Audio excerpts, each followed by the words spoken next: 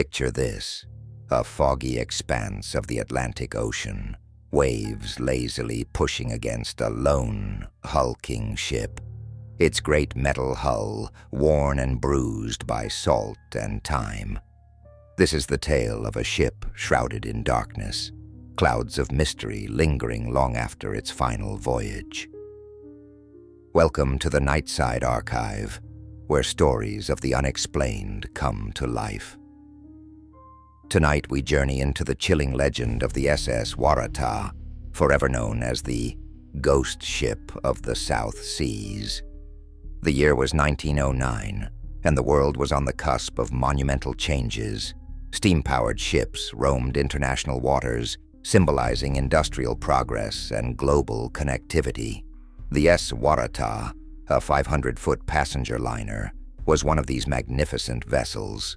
Built in Scotland and owned by the Blue Anchor Line, this grand ship was a floating fortress of luxury, nicknamed the Titanic of the Southern Hemisphere, before that fateful iceberg ever struck. Designed to carry 750 passengers between England and Australia, it was considered a marvel.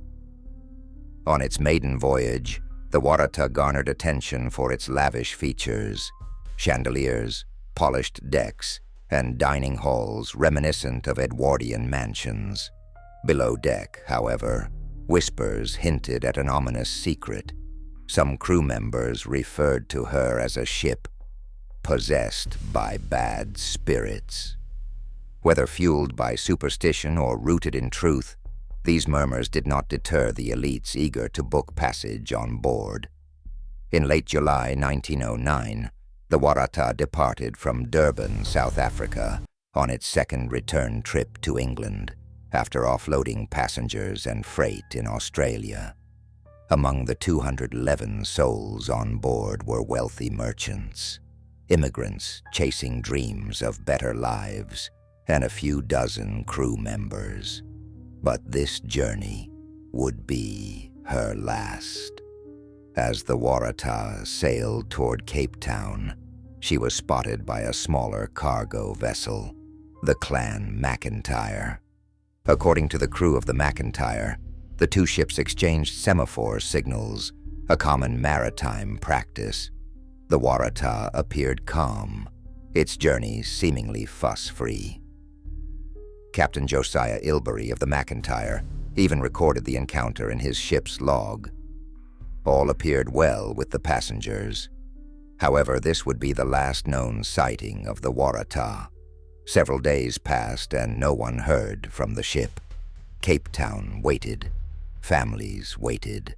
Telegrams flew between ports, but there was no answer. Panic began to grip Australia, then South Africa, then England. The once proud beacon of engineering had vanished without a trace. Searches were organized swiftly but fruitlessly. Ships combed the rough seas between Durban and Cape Town, looking for wreckage, survivors, or anything at all indicative of the Waratah's fate. But the entire Atlantic quieted, swallowing her whole. There were no life vests, no bodies, no floating planks torn from the ship's hull. It was as though the ocean conspired with the wind to erase the vessel from history. Then, the rumors began. Some fishermen along the eastern South African coastline claimed to have witnessed strange sights at night. A glowing, ghostly silhouette of a ship drifting silently across the horizon. Others spoke of hearing eerie cries carried on the wind during stormy nights. Sailors passing through the trade routes swore to see an old liner floating as if held by invisible strings, its outline shimmering before disappearing into dense mist. So, what could have caused this maritime catastrophe? An official inquiry was eventually conducted. Experts debated the ship's design, suggesting that the Waratah may have been susceptible to capsizing due to her instability when carrying heavy cargo. They noted its tendency to list, a slight leaning motion observed during its maiden voyage. But this was dismissed as minor. Others argued possible natural disasters. A rogue wave, perhaps, had struck the ship, swallowing it in one terrible gulp. Or maybe a fire had broken out below deck, consuming the vessel before anyone could respond. And then there were theories that delved into the supernatural. Survivors of the Waratah's first voyage, including passengers who had refused to ever return, spoke of a presence on board. Unexplained cold drafts in balmy climates, or shadowy figures glimpsed in cabins in the dead of night. A stewardess recounted cleaning stateroom mirrors, only for handprints to appear on the spotless glass moments later. But none of these accounts could definitively explain where 211 people and an enormous steel ship had gone. Each theory hit an insurmountable wall. Skepticism tempered every account. Hope dwindled as decades passed. In modern times, technology raised hopes that the Waratah might finally be located. Sonar sweeps and deep-sea dives became possible, renewing interest in its mystery. Yet after several expeditions surveying the seabed around her theorized last location, one thing became clear. The SS Waratah had left no footprint. Not a steel beam, not an engine casing, not even a gold button from a sailor's uniform could be found. The waters of South Africa carried on, shrouding any evidence. Maritime historians took solace in archiving her details for posterity, while ghost enthusiasts leaned into the Waratah's legacy of spectral wanderings. Some claimed that spotting her phantom outline among the waves meant good fortune. Others insisted it was a harbinger of storms in the region near Durban and Cape Town. Of the more haunting tales, one stands out most vividly, a fisherman's account recorded more than 50 years after the Waratah's disappearance.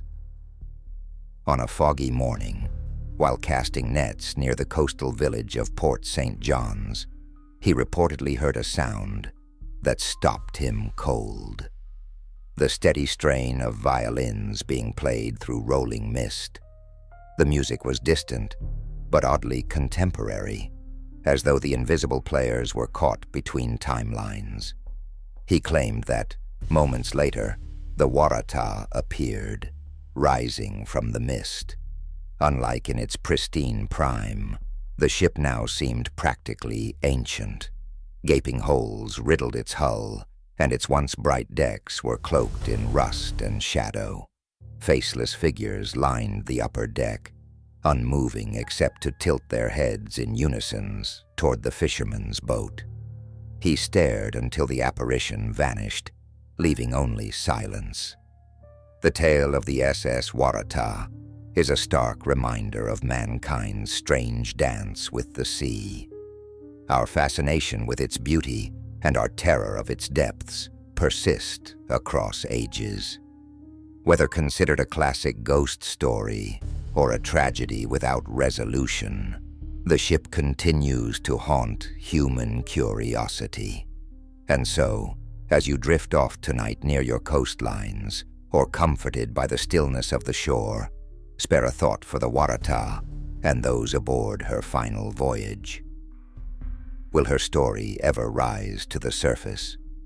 Or will it remain, like so many ships before her, trapped in the silence of eternity? Here at the Nightside Archive, we ask, can mysteries really stay buried forever? Or do they simply lie dormant, waiting for someone brave enough to look deeper? Thank you for joining us tonight. Keep your lights steady and your thoughts curious.